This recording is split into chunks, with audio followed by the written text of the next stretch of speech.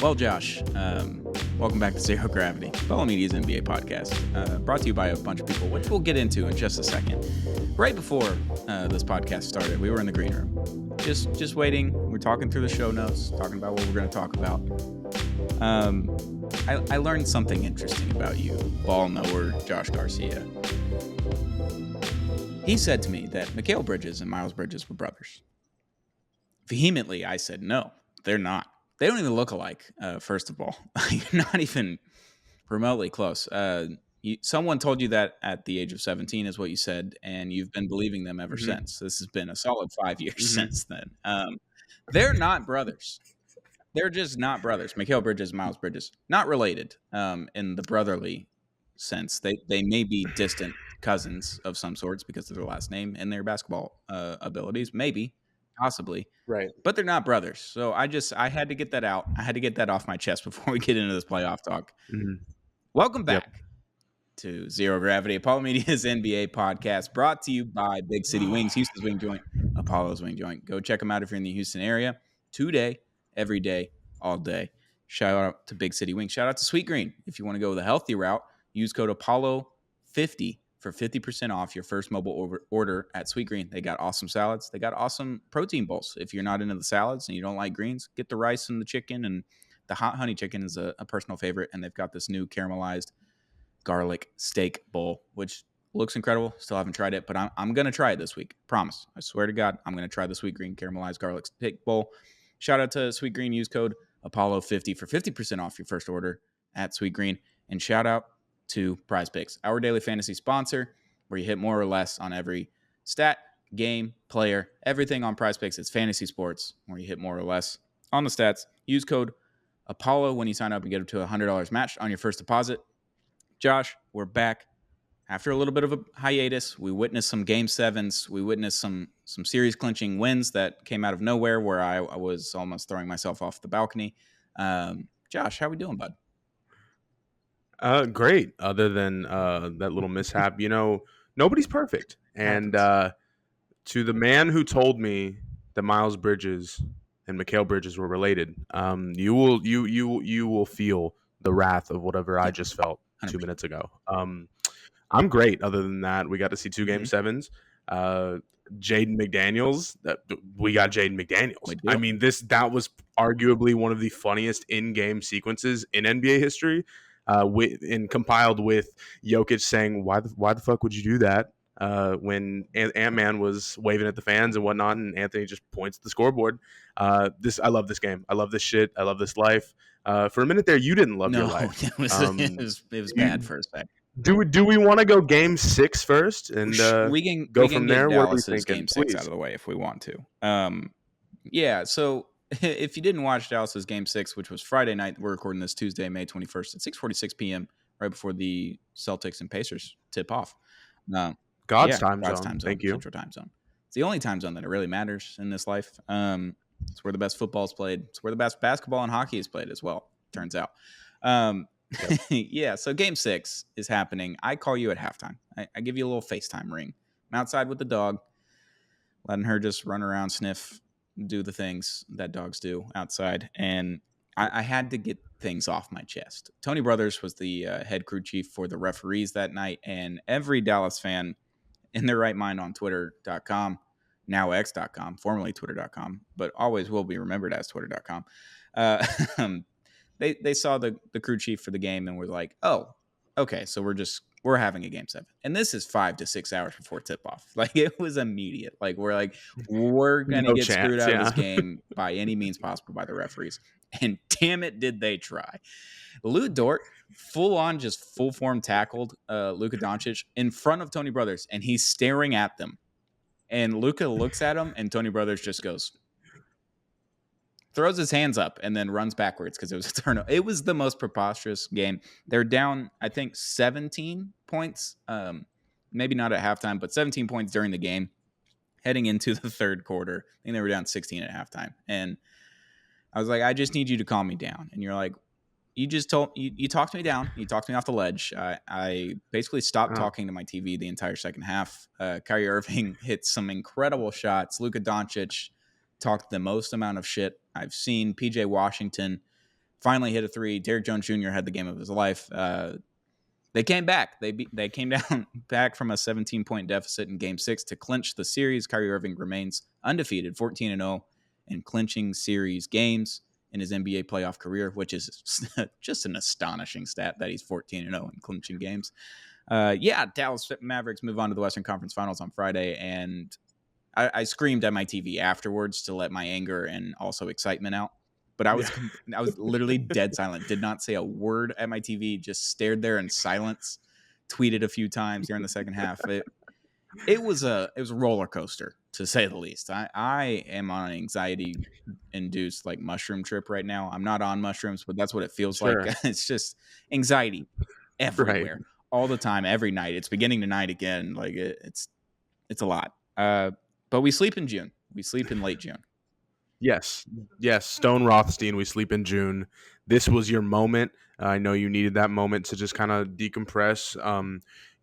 Sometimes bevies are not, the anxiety just gets to you, right? And for whatever reason, always I will feel solidarity towards you. But for this moment in particular, I locked in that second half and I saw what was going on. We have eyes. We see what's going on. Lou Dort has been doing this thing to these Texas teams for we're going on year 5 now. I just remember peak bubble, Lou Dort just running at everyone. It's like if Draymond Green was like 5 inches smaller and had like no clue what the fuck. Like Draymond already doesn't know what the fuck he's doing, but like Lou Dort is like peak cardio man. At least Draymond has like playmaking abilities and like can sometimes drive or pass or kick or do whatever he needs to do. Lou Dort is just peak cardio man, and I don't care if that's a casual take from what I've seen over these playoffs. Also, I hate to jump from point A to point Z or wherever we're at, but Luka Doncic has just had not a great playoffs, obviously due to circumstances, his sicknesses, his knees. Lou Dort, number 3 or number 2, really, because if it wasn't for Lou Dort, the knee thing wouldn't be happening. The ankle, the foot, the knee, the whatever. Broke his nose again. But this is really time when he tackled the face plants. This is time for not only the Mavericks for everyone else on the Mavericks to step up, not just Kyrie Irving, but Luka himself come conference final season. This is going to be sick because this is. I'd hate to say it now that Denver's out of it, but I don't know if I have much faith in the Celtics anymore. I know they've kind of waltzed their way through the postseason here, and I hate to put the Josh curse on them, the Chuck guarantee, if you will. But I think the West might be NBA champions this season, and if not, at least we have something to root for until we don't. And really, point of what I'm trying to say is the Mavericks need to lock in. Everyone else clearly did lock in for Game 6, and I think that momentum will make you guys so much, not just better, like team power, friendship vibes, but really just the youth movement over there. Like Derek Lively, even PJ Washington as well. I know he's in year 5 now. Gafford's in year 3. Team 3, people do forget, Wizards, Bulls, and Mavericks. Crazy stuff.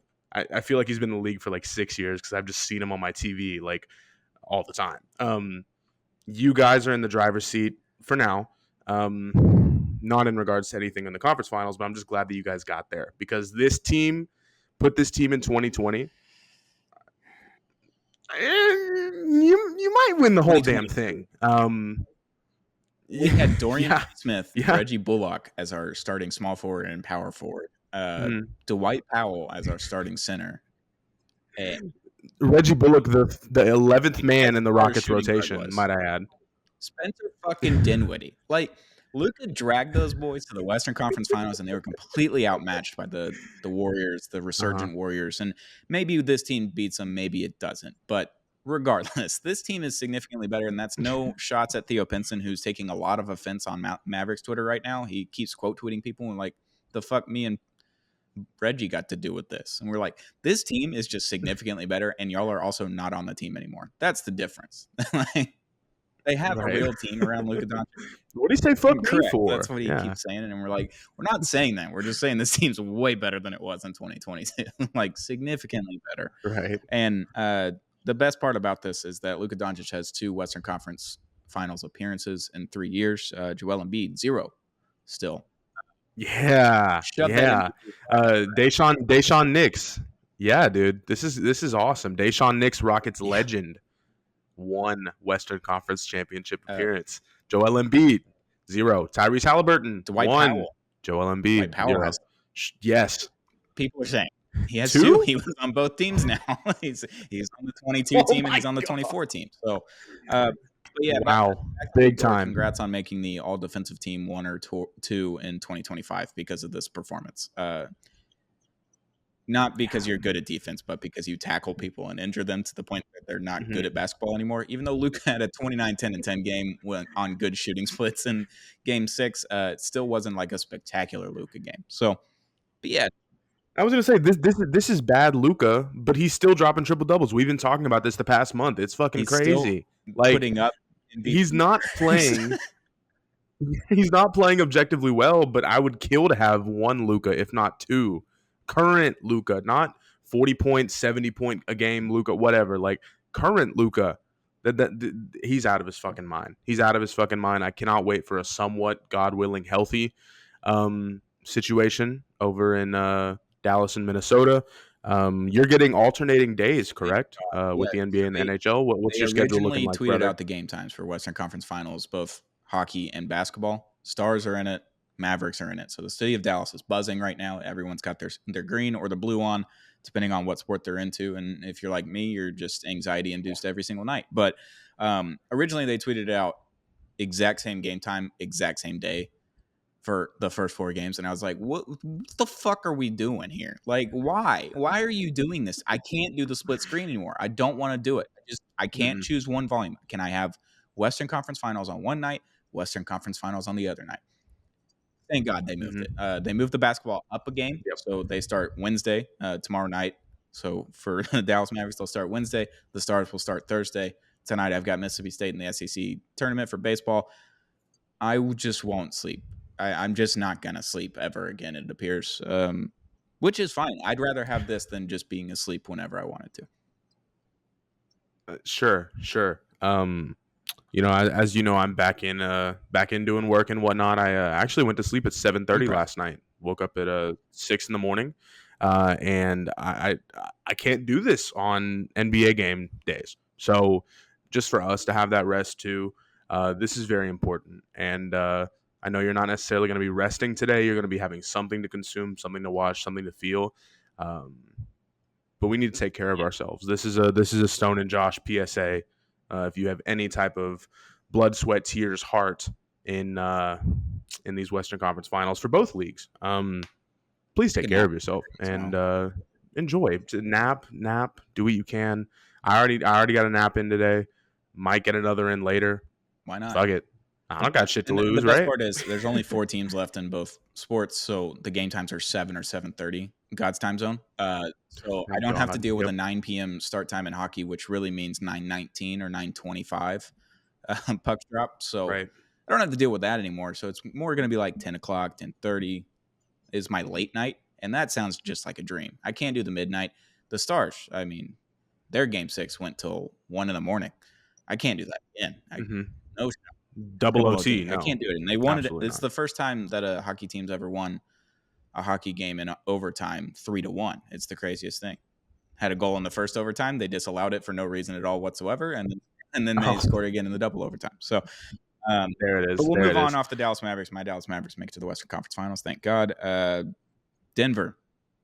The Denver Nuggets. It's time to have a conversation. They have not beaten a 50-win regular season team in the playoffs during this Jokic run. Ever. No. Ever. No. Please start the conversation, brother. Go ahead. I'm not saying they're merchants because obviously they earned their title last year and they beat the Heat. Oh, were the Heat the 8th seed? Okay. Yeah, they were. Understood. Denver, buddy. I mean, how do we not? I know Jamal Murray's a little dinged up, but where the fuck is the rest of the team? The rest of the team seems to be healthy. Jokic is healthy. Where is the Jokic takeover game where he just takes over and wins it? And I thought we were getting that in game 7. They were up 20 points in the first half, 18 points, I believe. Just putting it on the Timberwolves. And I was like, oh, this game's over. I walked away. I think I made dinner. I think I closed my laptop, and I was like, you know what? This shit's over. I don't need to watch. Came back in the fourth quarter, and that's a 2-point game. I was like, whoa, where did that come from? Had no idea what happened. Missed the entire third quarter. Missed a little bit of the fourth quarter even, but I turned it on and I watched the rest of it. Alarming, to say the least, Denver, that you've never beaten a 50-win regular season team and also choked away a 20-point lead at home where you lost multiple games. I think you lost 3 games of the series at home. That's insane. Insane. I there's levels to this shit, and I would never go out of my way and really feel any kind of energy towards calling them a merchant necessarily, a cheap postseason win merchant. If there's anyone to look at, it's Boston so far. Okay. And of course, you know, in Indiana we'll get to later. I think vibes are somewhat high in Indiana. Anyway, get to that later. I think that Nikola Jokic can't do it all, and this is such a weird thing because Michael Porter Jr., after he shot that egregious air ball, I'm talking, I think it missed the rim by about 3 feet. And it wasn't some like 60-foot putt here. This was a 28-foot jumper that, I'm not saying that I could make it in the game because obviously game speed, fatigue goes into it. But you give me about 10 of those, I think I could make 3 or 4 unguarded. Couldn't miss him that badly. Michael Porter Jr., you were on most invisible player watch. There we go. Little Stonyism right there for you. This is insane. I think he had 7 points, 8 points, 6 points, and he had like a 20-point game in there somewhere. And I think it was game 4 that I was watching. I think that was the one in Minnesota where they just whooped their ass. As for right now, dude, I am so shocked that Denver actually got beaten. And I've never really suspected this. I thought that Denver was just going to go straight through and maybe, if not directly beat the Celtics, because if there's any year to win, obviously it's now for Boston. Not saying their window's closed, but I mean they got to figure this shit out now. They're just going to be the Buffalo Bills of the 1990s if they go and lose again. It's just going to be. Imagine, dude. They've been to what, 5 conference championships since Tatum got there? 4 in one final. It's interesting. Dude, I cannot believe that we are sitting here without the Denver Nuggets in even the Western Conference Finals. If they got beaten, let's say by Dallas or Minnesota or whatever the situation would have been in the conference finals, I'd be like, okay, kind of a failed season, could have been a dynasty. But we're here, and I think that Aaron Gordon has just proven his value. It's weird. I don't even think he's 30 yet, but we're seeing like the resurgence of value for a lot. Right? Time is weird, dude. We're seeing a lot of resurgence. Yeah. The resurgence in value for a lot of guys have kind of come to the forefront this postseason, and I think there's just something about Aaron Gordon actually not just doing crazy dunks for a meaningless Orlando team, but like actually providing value, spacing, and like pretty somewhat decent shot making. Like, I'm not talking Rudy Gobert taking fadeaway jumpers in the mid range, but he's doing what he can. Aaron Gordon is doing what he can, and he's going to get paid, if not with Denver, with somebody else. So almost a Isaiah Hartenstein level, again, Rockets legend, former Rockets legend, Isaiah Hartenstein level of bag getting that we're going to be seeing at some point. Yeah, and every team is trying to find their Aaron Gordon, the missing piece in quotations. Like, everyone needs a wing that can guard multiple positions and also create their own shot or just hit open corner threes. Dallas did that with PJ Washington. That's their Aaron Gordon, quote unquote, move that they did this season. And maybe it works, maybe it doesn't. But every team's starting to get those guys that can play the 3, the 4, and also just defend 1 through 5, essentially, and score when they need to, not when they're wanting to necessarily. Like, they're scoring when they are told to, essentially. And because Jokic and Murray. Right. The system scores, if you will. 24 points in the first half. I was like, this shit's a wrap if Murray's going to play like that. Like, and Ant was 7 from the field with 4 points or whatever. Anthony Edwards had a terrible game 7, and they won. Rudy Gobert with the fall away mid range, and someone's quote tweeted it and had the pictures of him on Jokic with the fadeaway, and then like Jordan at some point during the playoffs and like the finals maybe and it looks there it is. pretty much the exact same. And I was like, this is insane. Why is this a thing? Why did this happen? Karl Anthony Towns at a Oh shot my clock god. buzzer beater at one point. Like everything was falling for him at the right time. And yeah, credit to the T-Wolves for picking up Anthony Edwards. Anthony Edwards played good defense. He made shots when he needed to towards the end, but just not a good game. And like we talked about Luka Doncic, it's like bad game, but good result. And Luka still has his numbers, Absolutely. but Anthony Edwards had 18 points in game 7. Like it wasn't just the 40-point bomb that we got in game 2 that Anthony Edwards had. Like he just put up 43 or whatever. Yeah. So yeah, the Timberwolves are scary. They got a lot of good pieces. We'll just preview the Western Conference Finals since we talked about both teams. Who you got? How many games? If Naz Reid plays like he did in Game 7, it might be T-Wolves in 6. But this, I hate to always say it, this has got 7 written all over it. I cannot wait to see an absolute masterclass of Western Conference opponents. Stoney, pull up their head-to-head stats this season. The Timberwolves have beat them 3 out of 4 games this season. Luka played 1. Kyrie played 1. They only played 1 game together. They won that by like 30. And they haven't played since the trade deadline. So no Gafford, no PJ Washington. So it's going to be interesting. Kyrie put up like 35 in the 1 game that they did play in January. Yeah. So in the previous 2 series, my heart was telling me Mavs in 5. My head was telling me Mavs in 6. I'm changing that this time. My heart is telling me Mavs in 6. My head is telling me Mavs in 7. I think they have enough size to compete. Rudy Gobert will be run off the floor by Luka Doncic. It will happen.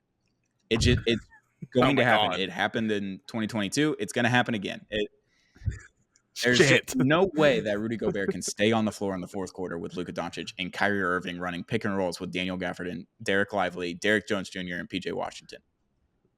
Holy shit. Like immediately my brain is like, oh, I'm going like pre-trade deadline or post-trade deadline mode. I'm like, this team is good, but like, are they this good? And now that we're here, I'm like, fuck, this team is really good. Like Derek Jones Jr. had himself a fourth quarter in that game 6. And you know what the difference was? I'm not saying that he's going to do it again, but he's got every chance to do it again. You know what the difference was with Derek Jones Jr. in that series? Just going back to that real quick. Shai Gilgeous-Alexander guarded PJ Washington games 1 through 3. Do you know who he guarded after that? Derek Jones Jr. Do you know who scored 20-plus points in every game this series? Derek Jones Jr. and PJ Washington. And they only did it in the games that Shai Gilgeous-Alexander was guarding them. That is not my all-defense team, Shai Gilgeous-Alexander, that every OKC Thunder fan has been clamoring for and saying that he's a lead of defense. Didn't see it because our 3rd and 4th best player on the team, maybe 5th and 6th best player on the team, I don't know, the centers are incredible too. Conversation. They just went off every time. I'm just saying.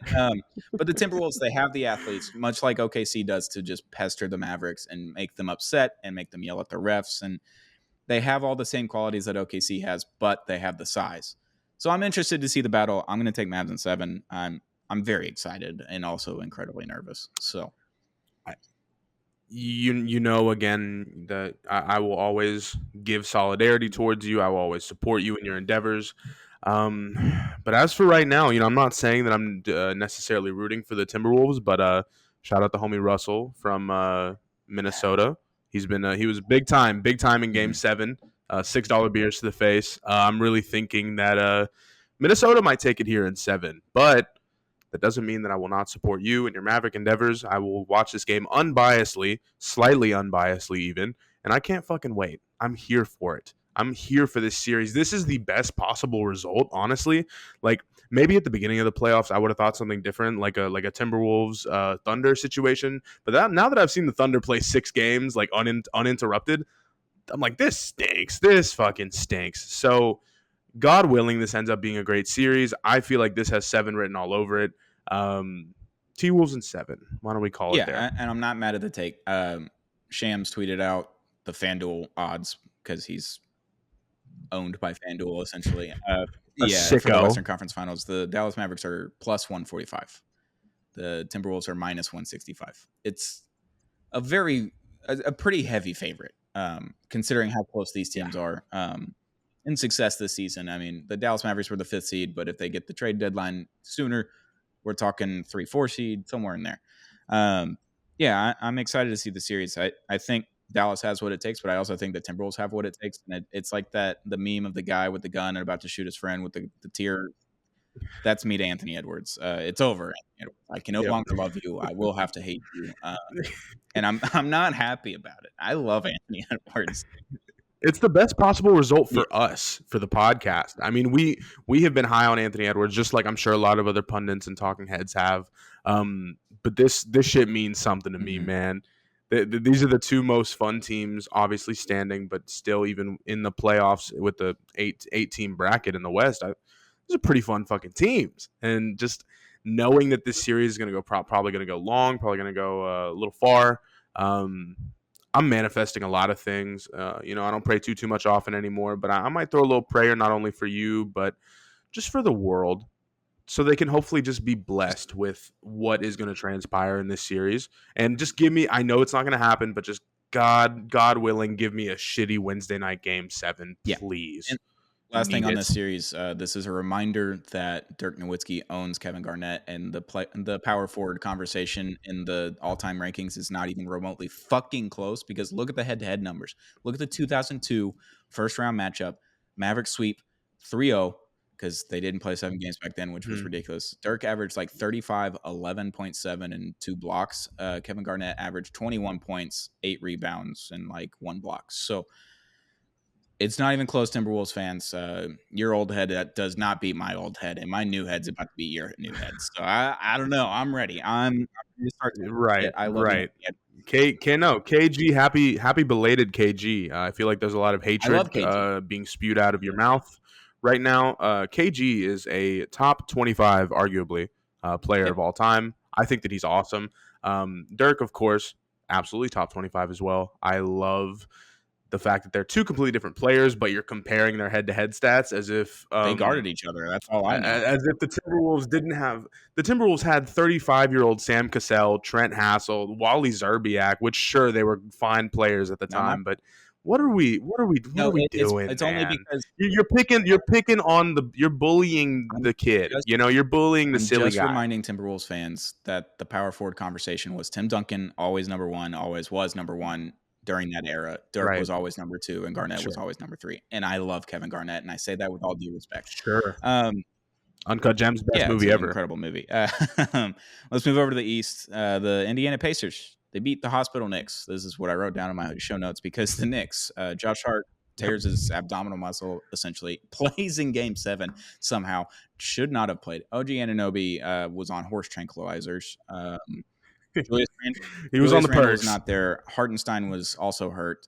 And then Jalen Brunson, after scoring 17 points in the first half, breaks his hand, fractured his hand. So the Knicks were nowhere near what they could have been, what they should have been this season, but it was all because of injuries, and that's also probably because of their play style, due to their coaching. How many minutes they're getting.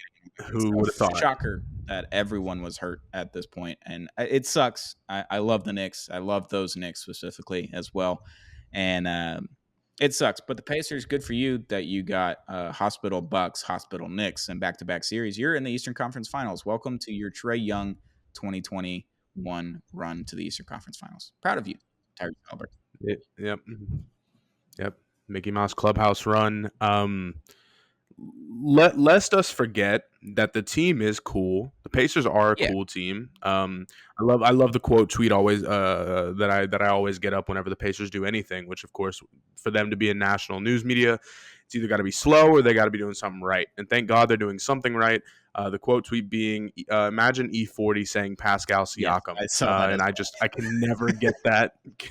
Can never get that out of my head. I feel like I think he'll do cameo.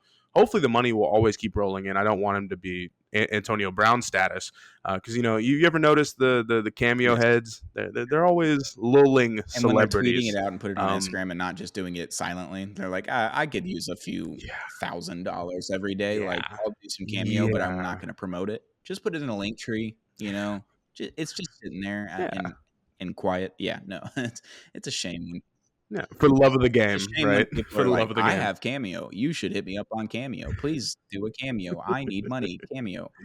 Yeah, that's Yeah, yeah. We can crowdfund an E40 cameo of him yes, saying Pascal Siakam. Hey, you get 25 people together, $500 or I'll whatever he would fucking do it. charge. Yeah, yeah. Oh, we should. Oh, off season. Can't wait for us to do athlete cameo uh situations. Who's charging $5? Who's charging 25? Who's charging 1,000? This is going to be Yeah. awesome. Big off season content coming. Funny story Stay about motherfucking tuned. Cameo at my old job. Some of the bosses were obsessed with Tiger King at the time. They got a cameo for our entire business unit of Carol Baskin, and it was 3.5 minutes long. Oh Carol my Baskin god. shouting out our team at my old job. Was it name by name? What was happening there? I kind of blacked out when it happened because I was like, why are we doing Yeah. this? This seems odd and a little insane. Just throw a pizza She party, has our man. emails now. That seems crazy. Or whoever's email it Cool. was that had to do the cameo. But yeah, I thought that was interesting. It was like 3.5 minutes long, and she was telling us to be good little kittens or something like that, and be good at her job. It was very strange. Very strange. That's a cameo. Good times, Carol Baskin. Cool. Yeah, my friends have gotten riffraff ones. I got a Chun Li Good. one. We're stacking them up like Pokeballs, folks. Damn. This. Oh my god. Shit. Now I want to buy a cameo from somebody. This is not sponsored. No. Not they're not paying Unless us. you want to, cameo. Shout out. Yes. Hit our line, cameo. Yeah, the Pacers, they lucked out with getting the injured Knicks in Game 7 at home at MSG in the afternoon. It's always rowdy at MSG. It was an afternoon game, not a night game. I kind of understand why, because Denver, Minnesota was a fucking blast. But yeah, the Pacers, they're a very good basketball team. They're coached by Rick Carlisle, who won an NBA Finals as a head coach. People forget. Long time ago, he hadn't won a playoff series since then. Since that finals, he hadn't won a playoff series as a head coach, which is insane. But yeah, Tyrese Halliburton, Pascal Siakam, Miles Turner, like them just not trading Miles Turner after all these years that he's just been the trade deadline headliner every single year for the last 10 years. Good for them keeping him because he just went bananas in Game 7. Yeah, they went for it with Siakam. They're probably going to sign him in the offseason because they probably got warm and fuzzies about it before the trade because they're not going to trade and just give up all the shit that they did to not have him next year. I kind of like the Pacers just fucking around and not necessarily beating Boston, but like making them work incredibly hard. Yes. Yeah, sure. The most difficult 6, potentially 7-game series. Like, and then when it gets to Game 7, all bets are off. You could win a Game 7. Like anyone can win a Game 7 when it gets to and like when down to the nitty gritty. Yeah, the Pacers, good run. I hope it continues because a Rick Carlisle Mavericks finals would just drive me up a fucking wall, and I kind of need it. 10,000 people are watching that game. Oh yeah, that's going to Peacock or Team TV or something like. It's just not showing up on anyone's radar. Yeah, and it's going to be on Univision. NHL, if the Panthers and Stars move on, the NHL will be so pissed. It would be incredible. Yeah, I like the Pacers. I think it's going to be hard, but I can't pick them. I just can't pick them. Boston is incredibly good. They will get Porzingis back probably after Game 2. It's looking like Porzingis is going to come back. That doesn't mean he's going to stay back. As a Dallas Mavericks fan, he's not going to. Don't put that out, man. But everyone knows. But they're going to get Porzingis back. They're going to be at remote full power probably by Game 5 or 6 this series. So it's a tough series. I'm going to pick Boston in 6 though. Did Derek White on Tyrese Halliburton? This is going to be awesome. Derek White, can't wait for this series. Player on the Celtics. Yeah, All-Star, former All-Star. People forget. Never repay those sins. I will. Oh, here we go. Yeah. The Los Angeles Lakers, JJ Redick candidacy is becoming very serious. I believe an NBA scout or an insider said that he has Pat Riley potential. Yep. Yeah, sure. If this ruins my JJ Redick LeBron James podcast, I'm gonna be so fucking. Or does pissed. he get better? Like, does he get better because they're just in the room all the time and legal tampering. Is this legal Yeah, tampering? Who and knows? I don't know. But who do you have in the Eastern Conference Finals, Boston or Indiana? Yeah, Yeah, sorry. we can get that. Point A to point Z here. We'll take Boston in 6 here. I won't go. I won't go 5 necessarily. But if it does, I don't think it would be a sweep. But if it does end up going 4 or 5, I'll be like, It is. It is. whatever. Hopefully, there's at least give me like 2 good games out of 6, like 2 close ones. What was that? A Pacers Knicks game? I think it was game 4. Correct. Sounds right. That was just an absolute banger. I think there was 2 games. I think game 4. Nuggets Yeah, and then the that sounds right. yeah, but multiple game 4 bangers. So we're really just hoping that there's a couple good games here. If Indiana can squeak out even just 6, question is what do they do in the offseason? I know that Indiana will never be in talks for almost any major Correct. player, but do you think that Donovan Mitchell makes this team better? What are we thinking here, man? What are we transition this over to the Donovan Mitchell talk? It's on our show notes. If Donovan Mitchell goes from Utah to Cleveland to Indiana, he is the most cursed NBA player of all time because he's asking out and going to the worst cities of all time. Like, you just play in 3 small market teams, and all you want to go do is play in Miami or New York, and they're just like, "No, buddy, you're not going to either of those places." Poor guy. I don't know how they would get that done because they traded a few picks for Siakam, right? So their Right. pick capsule is not as full as it normally is, and I don't know if Donovan Mitchell is like the answer. You want to have 2 guards that don't play defense and can create their own shot and need the ball in their hands. We just saw that in Cleveland. It hasn't worked so far with Darius Garland and Donovan Mitchell. I'm unsure of how it would work with Halliburton and Mitchell. Maybe they'd be better because they have an extra shot creator and a guy that can go get you 30 in the playoffs whenever. But I don't know. And I just don't know if they have enough assets. And not that the Heat have any assets, but they figure this fuckery won't go on for much longer. And then all of a sudden, Pat Riley trades Hassan Whiteside and opens up enough cap room to trade for Jimmy Butler out of nowhere. It happens. It's going to happen this offseason. I don't know with who, but someone's going to go to Miami and everyone's going to be like, how the fuck did they do that? And they're like, oh, we just traded Jimmy Butler because he pissed off Pat Riley. And there's and this leads exactly. This leads to even a bigger conversation, not just about Donovan Mitchell, but Jimmy Butler potentially having a hometown reunion with Houston here. Tom Ball native. Shout out Dez. Shout out Goodson's Barbecue. Biggest and greatest chicken fried steaks in the world. Not sponsored, but if you would, hit our line. Love that damn place. Last time I was there, I had a waitress who was on some sort of awesome, very legal substance, and I can't wait to go back there again because she was awesome. Steak was awesome. It was literally, I imagine 3 of my very large faces on a plate in a large circle. That's what it was. Solid 2-pounder. If this leads to the transition of, do the Rockets end up going for Donovan Mitchell here? Does this sound PU vibes? I feel like it halfway does.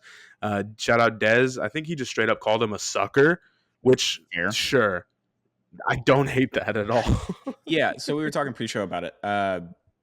The only scenario where I'm like, yes, I do that trade immediately is if you're trading Jalen Green and maybe just the 3rd overall pick for Donovan Mitchell, and that's it.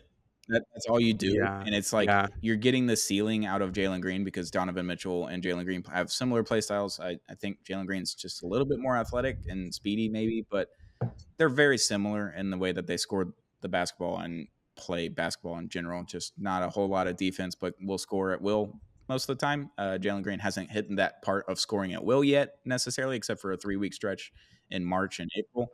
But which happens once a year. That's pretty good. Every year. You're getting essentially the ceiling of Jalen Green and Donovan Mitchell, which would make your team now. And it would make your team better. And if you only had to give up the 3rd pick and probably the worst draft since 2013, maybe of this century, like not the worst, but I also don't think in this West it's what you need. You need centers. You need size. You need guys that can play the 1 through the 5 on defense and will also hit corner threes, but it can also post up and create their own shot. Jabari Smith, I'm looking at you. Hopefully you develop into that. You need a center.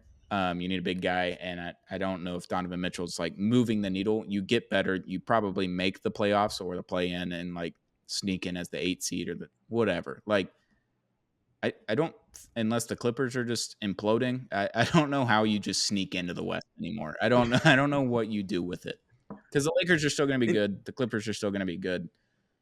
There's so many teams in the West. I mean, there was 10 teams over 500 this year, right? Like Exactly. The Rockets were the 11th at 500. This is, dude. I think that anyway we would already be slithering around the play-in with Donovan Mitchell or not. It's just a matter of, do you give up too much to get him, put a little too much dip on your chip, and essentially halt the rebuild, which I know it doesn't really, for me, it doesn't really feel like a rebuild. I know we've stunk for a long time, and by a long time for Rockets fans being 3 years, I can confidently say in my lifetime, we haven't necessarily been ever really rebuilding. I know we had the Steve Francis and the Casino Mobley years before Yao, or with Yao, and then after T-Mac, it was smooth sailing, kind of, after 2005. We've had a couple of those years, 2011 to 2013, with Kevin Martin being your leading scorer. People forget Rockets legend, one of the more efficient.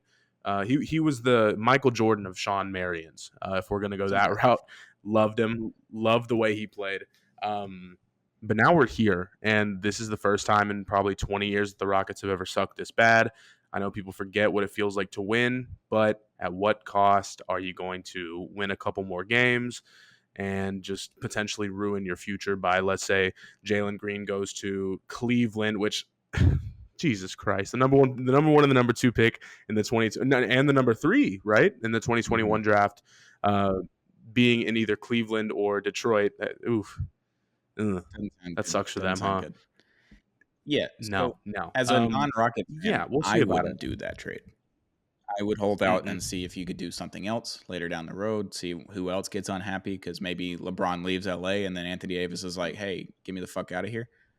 And you're like, okay, that sounds much better, because you get size, defense, and scoring like all at once in the West where you need that. I wouldn't do it just yet unless you're doing it Jalen Green for number 3 and number 3 for Donovan Mitchell. Then I'm like, okay, that's fine. Like the worst draft that we've seen in our lifetime, basically.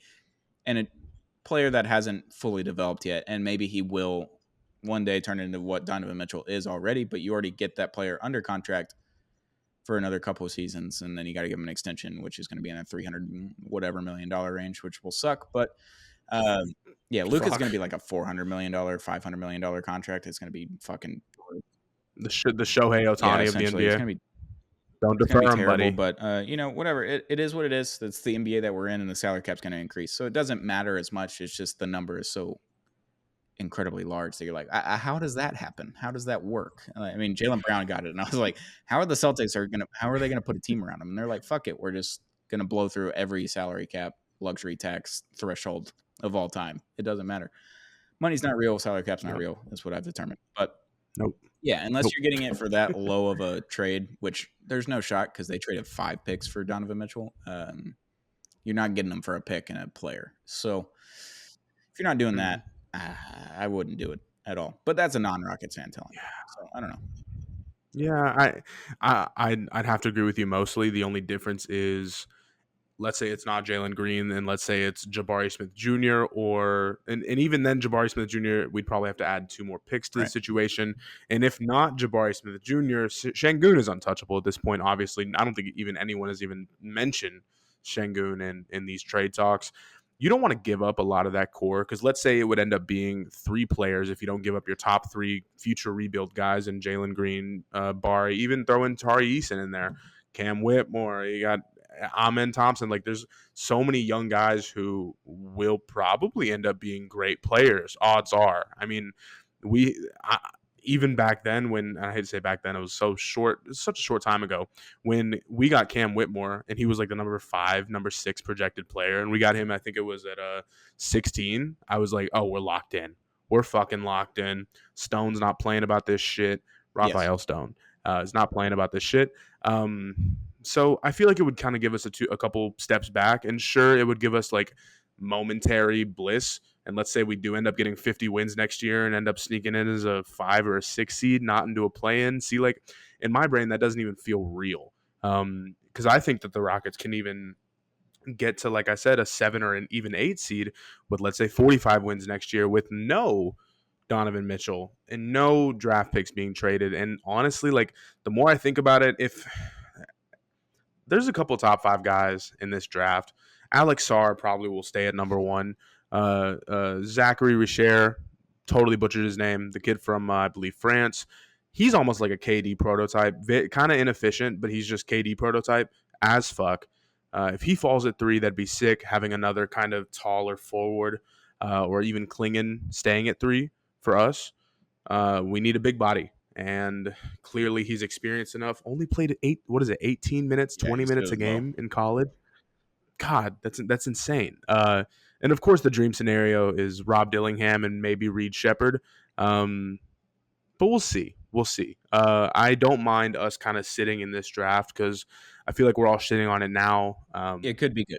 But honestly, it could be just fine. I'm not saying a great draft class, maybe like a 2017 draft class level where I'm not saying it's like going to be that deep, but it's like, you got a kind of a bust at the top. I think that was the full tier, right? And then you got Josh Jackson. Ball. I think that was the Dragon Bender drafted, or maybe that was the year before. Ball, Jason Tatum, De'Aaron Fox, I think. Yeah. Is that Frank Ntilikina? Yeah. Yeah. It's top heavy with stars. Like like obviously not in the moment. People really think that there's stars in this draft. Rob Dillingham could be almost a De'Aaron Fox light if treated in the right circumstances and if on the right team. I think Rob Dillingham as a Maverick would be sick too. It would never happen, especially with Kyrie. I think Kyrie's extended 2 more years, he's right? got another 2 years after this. Yeah. So, there's a little draft class preview by yours truly. I think that if we can get Klingon at number 3, that'd be fine. I think we could probably get him at like 5 or 6. So if we could like get a trade down situation, there's going to be a lot of moving pieces come draft night. And the draft this year is 2 days. So a lot's going to be happening. I hate the 2 days, but that's the NBA hamster wheel talk, as Bill Simmons would say, and he says he wouldn't do it starting last summer, and he's done it pretty much every NBA podcast since then. Yeah, a little offseason preview, a little NBA draft preview, a little Rockets, Donovan Mitchell potential trade talk there. But yeah, it's playoff time. We're excited. Western Conference Finals, Eastern Conference Finals. Eastern Conference Finals are underway now. Yeah, we're down to Final 4 teams. It's crazy. It's crazy that we've been podcasting this entire season, and all of a sudden there's only 4 teams left. Yeah. It's a lot of fun. But this has been Zero Gravity, Apollo Media's NBA podcast, brought to you by Big City Wings, Houston's wing joint, Apollo's wing joint. Go check them out today if you're in the Houston area. Go check out Prize Picks. Use code Apollo when you sign up. It's a daily fantasy sports app where you get up to $100 match with that code Apollo, by the way. When you hit more or less on every stat, every player, every night, every game. And it's prime time because it's NBA and NHL, Western Conference, Eastern Conference Finals. You got a lot of picks every night, pretty much till June. So that's sick. Shout out to Prize Picks. Use code Apollo when you sign up. And shout out to Sweet Green. Use code Apollo50 for 50% off your first mobile order. Download the app. Plug it in at your checkout. Apollo50. Get 50% off. Half off your order at Sweet Green. Shout out to Sweet Green. Shout out to Big City Wings. Shout out to Prize Picks. Shout out to you, Josh, for the hamster wheel talk, for the Mavericks encouragement over the weekend. I appreciated it greatly. I'm just so excited. We're back. We're so back. We're back. We're here. Enjoy this. So back. This has been Zero Gravity, Apollo Media's NBA podcast.